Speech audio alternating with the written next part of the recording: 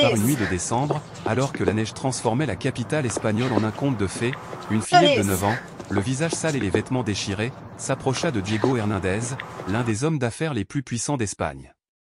Il s'attendait à la demande d'argent habituelle, mais les mots qui sortirent des petites lèvres de Carmen le frappèrent comme la foudre. « Monsieur, je ne veux pas d'argent. Je veux juste un câlin, comme si j'étais votre fille. » À cet instant, l'homme froid qui n'avait pas pleuré depuis 10 ans s'effondra à genoux et la serra fort contre lui, tandis que les passants s'arrêtaient, incrédules.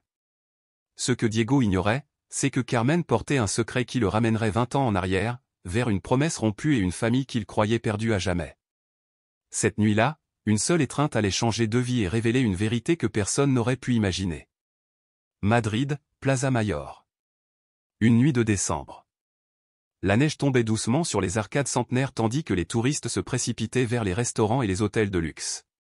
Les illuminations de Noël baignaient la place d'une chaleur dorée, et l'air embaumaient les odeurs de châtaignes grillées et de chocolat chaud. Diego Hernandez, 45 ans, traversait la place d'un pas assuré, son manteau en cachemire noir traînant derrière lui comme une cape royale. PDG des Hernandez Holdings, un empire immobilier de plus de 5 milliards d'euros. Tout en lui respirait la puissance et la réussite.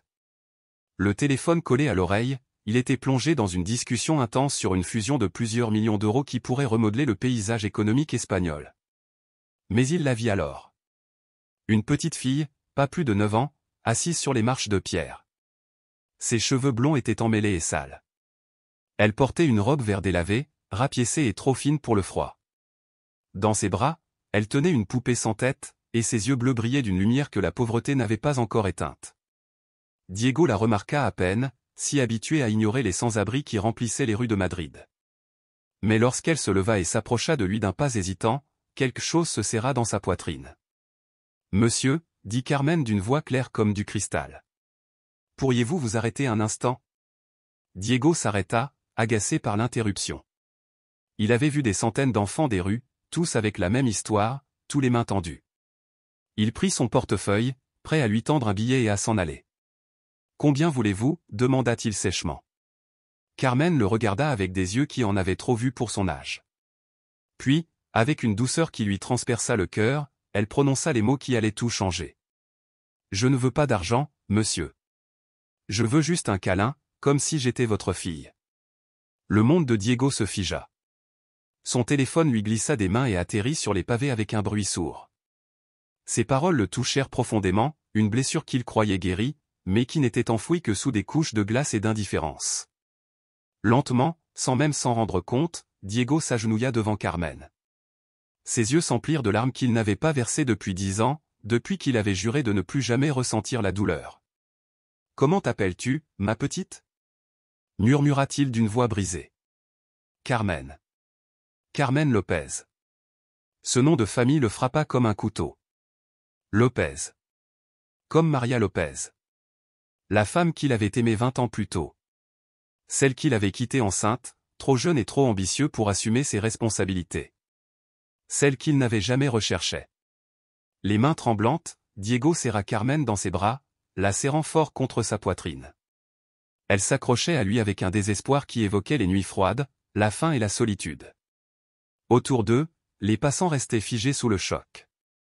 Le puissant Diego Hernandez, l'homme de glace qui ne montrait jamais aucune émotion, pleurait en tenant un enfant sans abri dans ses bras. « Pourquoi » réussit à murmurer Diego. « Pourquoi n'as-tu pas demandé d'argent » Carmen leva le visage vers lui, et dans ses yeux bleus, Diego vit son propre reflet d'enfance, lorsqu'il rêvait d'un père qui le serrait dans ses bras. Parce que ma mère disait toujours que l'argent finit par manquer, mais qu'un câlin reste gravé dans le cœur pour toujours. Le luxueux Penthouse de Diego, dans le quartier de Salamanca, n'avait jamais accueilli une présence aussi discrète et perturbatrice. Carmen errait dans l'appartement tel un petit fantôme, touchant avec précaution des meubles en cristal et des œuvres d'art valant plus que ce que la plupart des gens gagnent en une vie.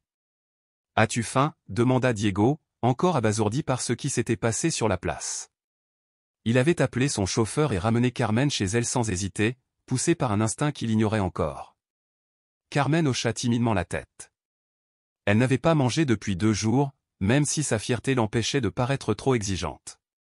Pendant que Diego préparait quelque chose dans la cuisine ou une tâche qu'il n'avait pas faite depuis des années, toujours en faisant appel à des chefs personnels. Carmen explora le salon. Elle s'arrêta devant une photo sur une étagère. Un Diego plus jeune souriait à côté d'une belle femme aux cheveux blonds et aux yeux bleus. « Qui est cette dame ?» demanda Carmen lorsque Diego revint avec une assiette de paella fumante. Diego faillit laisser tomber le plat. C'était la seule photo qu'il lui restait de Maria. La seule qu'il n'avait pas pu jeter en 20 ans de regrets. « C'était quelqu'un de très important pour moi », répondit-il d'une voix tremblante.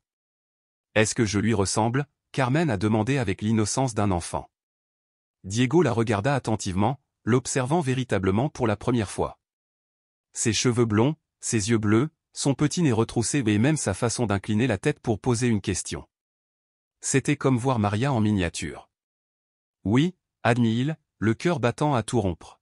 « Tu lui ressembles beaucoup. » Tandis que Carmen mangeait avec un appétit dévorant, Diego l'observait, cherchant d'autres signes, d'autres indices.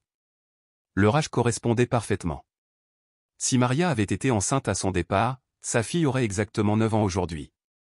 Essayant de paraître décontractée, Carmen a demandé « Peux-tu me parler de ta mère ?» Les yeux de la petite fille se remplirent de larmes. « Maman est morte il y a 3 mois. Elle s'appelait Maria. Elle était très belle et très gentille, mais elle était toujours triste. » Le monde de Diego s'écroula à nouveau.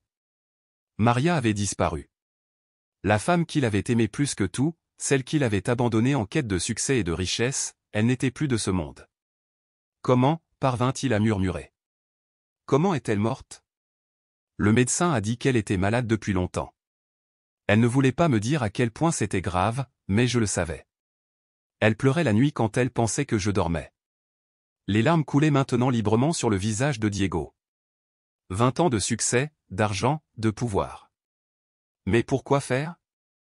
La femme qu'il aimait était probablement morte sans les soins médicaux que ces millions auraient pu lui fournir, et sa fille, il en était presque sûr maintenant, avait été abandonnée à sa survie dans la rue. Prenant ses petites mains dans les siennes, Carmen parla d'une voix ferme et claire. « À partir d'aujourd'hui, tu vivras avec moi. Tu ne dormiras plus jamais dans le froid. Tu n'auras plus jamais faim et tu auras tout l'amour que j'ai manqué à ta mère. » Carmen leva les yeux vers lui, les yeux écarquillés. « Vraiment? Mais, pourquoi veux-tu m'aider? » Diego hésita. Comment pouvait-il expliquer à une enfant de 9 ans qu'il était probablement son père? Comment pouvait-il lui dire qu'il avait passé 2 décennies à fuir la seule responsabilité qui comptait vraiment? Parce que, dit-il finalement, parfois, la vie vous offre une seconde chance quand on s'y attend le moins. Et je ne vais pas gâcher la mienne. Les semaines qui ont suivi ont transformé leurs 2 vies d'une manière qu'aucun d'eux n'aurait pu imaginer. Carmen s'épanouit comme une fleur après la pluie. Ses cheveux retrouvèrent leur teinte dorée naturelle. Ses joues retrouvèrent l'éclat rosé de l'enfance. De nouveaux vêtements la faisaient ressembler à la princesse qu'elle avait toujours été en esprit. Quant à Diego, il redécouvrait des joies depuis longtemps oubliées. Conduire Carmen à l'école le matin. L'aider à faire ses devoirs. Regarder des dessins animés côte à côte. Chaque instant était une révélation. Pour la première fois en 20 ans, le travail passait au second plan. Mais il y avait une vérité qu'il devait découvrir, et Diego savait qu'il devait la gérer avec douceur. Un soir, alors qu'ils étaient assis sur le canapé en train de lire une histoire pour s'endormir, il a eu le courage de demander. « Carmen, est-ce que ta mère t'a déjà parlé de ton père ?» Carmen ferma le livre et le regarda avec l'expression sérieuse qu'elle réservait aux choses importantes. « Maman disait que mon père était un homme très important, qu'il travaillait tout le temps et ne pouvait pas être avec nous. Mais elle disait aussi qu'il m'aimait, même s'il ne pouvait pas le montrer. » Le cœur de Diego se brisa encore plus. Maria avait protégé sa mémoire, même après l'avoir abandonnée. « Est-ce qu'elle t'a déjà dit son nom ?» demanda-t-il. Carmen hocha la tête. Son nom était Diego, tout comme toi. Le silence qui suivit fut assourdissant. Diego sentait le monde tourner autour de lui. Il n'y avait plus de doute. Carmen était sa fille. L'enfant qu'il avait embrassé sur la place principale était sa propre petite fille, celle qu'il avait perdue lorsqu'il avait choisi l'ambition plutôt que l'amour. La voix de Carmen tremblait. « J'ai quelque chose de vraiment important à te dire. » Mais avant qu'elle ne puisse continuer, elle tendit la main et posa doucement sa petite main sur sa joue. « Je le sais déjà, » murmura-t-elle. « Je l'ai compris le premier soir, en voyant cette photo. Maman m'a décrit ta présence et m'a dit que tu avais les mêmes yeux. De beaux yeux, mais tristes. Diego la regarda avec admiration. Pourquoi n'as-tu rien dit? J'avais peur que si je te le disais, tu me renvoies. Maman disait toujours que tu avais une vie trop grande pour nous. À ce moment-là, Diego la prit dans ses bras et la serra comme il n'avait jamais tenu personne de sa vie. Écoute-moi, petite étoile, dit-il fermement. J'ai commis la plus grosse erreur de ma vie en te quittant, toi et ta mère. J'ai passé 20 ans à construire un empire, mais ce que j'ai vraiment construit, c'est une prison de solitude. Tu es la chose la plus importante qui me soit jamais arrivée, et je te jure que je ne te laisserai plus jamais seul. Carmen se recula légèrement et le regarda dans les yeux. Alors, je peux t'appeler papa. Tu peux m'appeler papa, répondit Diego, les larmes coulant sur son visage. En fait, je vous encourage vivement à le faire. Cette histoire vous plaît? Aimez-la et abonnez-vous à la chaîne. On continue. Papa, dit Carmen. Et ce mot résonna comme la plus belle mélodie que Diego ait jamais entendue. Les mois qui suivirent furent un tourbillon de changements et de découvertes. Diego avait officiellement adopté Carmen, transformant sa vie autrefois tranquille en un foyer rempli de rires, de dessins collés sur le réfrigérateur et de petites chaussures éparpillées dans le grenier. Carmen avait commencé à fréquenter l'une des meilleures écoles privées de Madrid, où son esprit vif et son intelligence naturelle en firent rapidement une favorite parmi ses professeurs et ses camarades. Mais surtout, elle avait commencé à appeler Diego « papa », avec une telle facilité que cela faisait fondre son cœur à chaque fois. Et pourtant, quelque chose semblait encore inachevé. Un soir, alors qu'il dînait avec Carmen, Diego prit une décision qu'il évitait depuis des mois. « Carmen, demain nous allons rendre visite à ta mère. » Carmen leva les yeux de son assiette, confuse. « Mais papa, maman est au paradis. »« Je sais, ma chérie. On va au cimetière. Il est temps que je lui demande pardon. » Le cimetière de l'Almudena était plongé dans un silence solennel tandis que père et fille marchaient main dans la main dans les allées bordées d'arbres. Carmen conduisit Diego jusqu'à la tombe de Maria où une simple pierre tombale en marbre blanc ornée d'une photo de la femme que Diego avait aimée et perdue. « Salut, maman », murmura Carmen en déposant un bouquet de roses blanches sur la tombe. « Je t'ai apporté papa. » Diego s'agenouilla devant la pierre tombale, les mains tremblantes. Pendant de longues minutes, il resta sans voix, accablé par la culpabilité et le poids de l'amour perdu. « Maria, dit-il finalement, la voix tremblante d'émotion. Je suis vraiment désolé. J'ai préféré l'argent à toi. Le succès à la famille. Je pensais avoir le temps. Je pensais pouvoir arranger les choses plus tard. Je ne savais pas que, plus tard, serait trop tard. » Carmen lui prit doucement la main, lui donnant la force de continuer. « Notre fille est incroyable, » continua Diego. Elle est forte comme toi. Bienveillante comme toi. Et son cœur, il est aussi grand que l'univers. Je te promets de l'aimer pour nous deux. Je lui donnerai tout ce que je n'ai pas pu te donner. Je te promets de ne plus jamais la laisser seule. Une brise transportait des pétales de rose sur la tombe, comme si Maria elle-même répondait par le pardon. Papa, dit Carmen doucement, maman m'a toujours dit que le véritable amour ne meurt jamais. Et quand tu me serres dans tes bras, j'ai l'impression qu'elle est toujours là, avec nous. Diego regarda sa fille, ce petit être qui avait ramené la lumière dans son monde obscur, et comprit que Maria lui avait laissé le plus beau cadeau de tous, une seconde chance de devenir l'homme qu'il avait toujours été censé être. Alors, serrons-nous fort dans nos bras, murmura-t-il en serrant Carmen contre lui. Pour que maman ressente tout notre amour. Un an après cette rencontre sur la Plaza Mayor, la vie de Diego Hernandez avait changé du tout au tout. Le grenier de Salamanca résonnait désormais de rire et de musique. Les couloirs de Hernandez Holdings étaient couverts des dessins de Carmen. Et celui qui travaillait autrefois 16 heures par jour ne manquait plus jamais une pièce de théâtre ni un match de foot. Mais le changement le plus profond ne résidait pas dans sa routine. Il résidait dans son cœur. Diego avait trouvé un nouveau but à sa vie.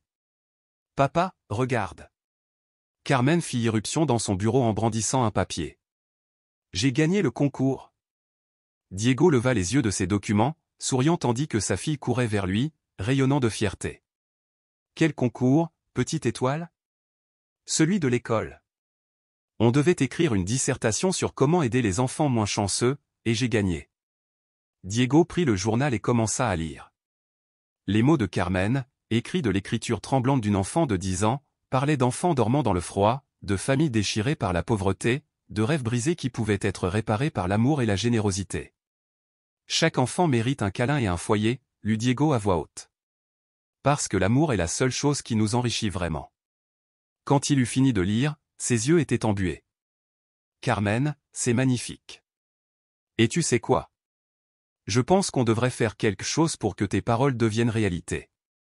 Que veux-tu dire, papa?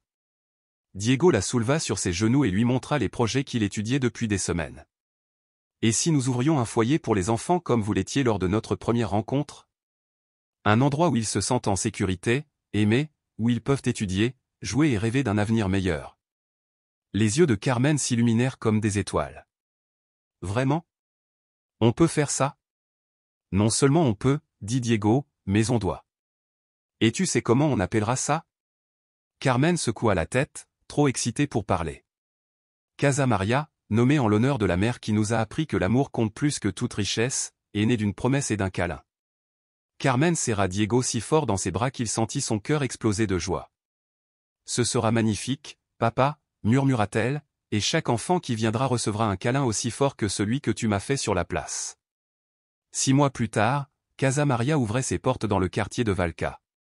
C'était un bâtiment soigneusement restauré, baigné de couleurs et de lumière, avec des chambres douillettes, des espaces d'études, une bibliothèque et un grand jardin où les enfants pouvaient jouer librement. Mais le plus beau, c'était la plaque à l'entrée, gravée des mots de Carmen, ici, chaque enfant est chez lui, car l'amour est la seule vraie richesse. 3 ans après cette rencontre magique sur la Plaza Mayor, Diego Hernandez se tenait à la fenêtre de son bureau, observant le jardin de Casa Maria. 18 enfants couraient joyeusement parmi les arbres, leur rire s'élevant dans l'air chaud du printemps comme une symphonie d'espoir. Carmen, alors âgée de 12 ans, était devenue le cœur et l'ambassadrice de la maison. Chaque nouvel arrivant était accueilli par son sourire radieux et par l'un de ses célèbres câlins, ce qu'elle appelait « câlin magique », car il pouvait faire disparaître n'importe quelle douleur. « Papa !» La voix de Carmen sortit Diego de ses pensées. Elle se précipita dans le bureau, suivie d'un garçon d'environ 8 ans, les yeux sombres remplis de timidité et de peur. « Voici Marcos », dit Carmen avec la fierté d'une jeune directrice. « Il est arrivé ce matin. Je lui ai dit qu'il recevrait le plus beau câlin du monde, celui du meilleur papa de Madrid. » Diego se leva et s'avança vers le garçon. Il vit dans ses yeux nerveux le même regard que Carmen 3 ans plus tôt. Il s'agenouilla pour le regarder à hauteur d'yeux. « Bonjour, Marcos. Je m'appelle Diego. Carmen m'a dit que tu avais peut-être besoin d'un câlin. » Le garçon hocha timidement la tête, et Diego le serra dans ses bras, empreint de sécurité et d'amour inconditionnel. Il sentit le corps de l'enfant se détendre contre sa poitrine et sourit, réalisant à quel point sa vie avait changé. « Tu sais, Marcos, murmura-t-il, une fille très spéciale m'a appris un jour que les câlins sont la seule richesse qui grandit quand on la partage. » Ce soir-là, pendant le dîner dans la grande salle à manger de Casa Maria, Diego observa les visages souriants des enfants réunis à table. Il y avait Maria, 7 ans, qui avait réappris à rire après des mois de silence. Il y avait José, 11 ans, qui rêvait désormais de devenir médecin pour aider d'autres enfants. Il y avait Elena, 9 ans, qui partageait non seulement le nom, mais aussi les yeux bleus de la mère de Carmen. « Papa, dit Carmen en se levant, puis-je dire quelque chose ?» Tous les enfants se tournèrent vers elle, curieux. Carmen prit une profonde inspiration. « Il y a 3 ans, j'étais une petite fille effrayée qui dormait dehors dans le froid. Un homme très important s'est arrêté et m'a serré dans ses bras, ce qui m'a sauvé la vie. Aujourd'hui, je veux vous dire à tous que vous n'êtes plus seuls. Ici, nous sommes une famille, et chaque famille est faite de câlins incessants. » Les enfants applaudirent et Diego sentit des larmes de gratitude lui monter aux yeux. Il se leva et serra Carmen dans ses bras. Puis, tous les enfants les rejoignirent dans une immense accolade collective qui leur donnait un sentiment de chez-soi, d'amour, d'avenir. « Sais-tu ce que j'ai appris, petite étoile ?» murmura Diego à Carmen. « Le câlin que tu m'as demandé sur la place n'a jamais pris fin. Il s'est multiplié dans tous ces câlins. Et il continuera de se multiplier demain, et après-demain. Il est devenu infini. » Carmen sourit, la même lueur dans les yeux qu'au premier jour. « Comme l'amour, papa. L'amour est infini. » Cette nuit-là, avant de s'endormir, Carmen regarda la photo de Maria sur sa table de nuit. « Maman, murmura-t-elle, notre câlin a sauvé le cœur de papa, et maintenant, le cœur de papa sauve tant d'autres enfants. Je pense que tu serais fier de nous. D'en haut, Maria sourit, sachant que l'amour qu'elle avait planté dans le cœur de sa fille s'était transformé en quelque chose de beau. L'étreinte que Carmen avait un jour demandée à un inconnu sur une place était devenue une expérience véritablement infinie, se multipliant en 1000 gestes d'amour qui allaient changer à jamais la vie d'innombrables enfants. Et tout a commencé par une vérité simple et puissante, ce n'est pas l'argent qui nous enrichit, mais l'amour que nous choisissons de partager. Si cette histoire vous a touché et vous a fait croire au pouvoir d'un simple câlin, si vous aussi vous croyez que l'amour sincère vaut plus que toute fortune, que chaque enfant mérite une famille et que de petits gestes de gentillesse peuvent changer le monde, alors aimez et partagez cette vidéo. Dites-nous dans les commentaires, avez-vous déjà donné ou reçu un câlin qui a changé votre vie? Croyez-vous que l'amour peut vraiment guérir toutes les blessures? Connaissez-vous des histoires de famille nées du cœur, et pas seulement du sang? Partagez votre expérience et aidez-nous à diffuser ce message d'espoir, car chaque enfant qui demande de l'aide mérite d'être entendu, et chaque cœur brisé peut réapprendre à aimer. Abonnez-vous pour découvrir d'autres histoires qui célèbrent le triomphe de l'amour sur la solitude. Aimez, commentez, partagez et abonnez-vous pour découvrir des histoires qui prouvent que la vraie richesse se mesure au câlin que l'on donne et que l'on reçoit.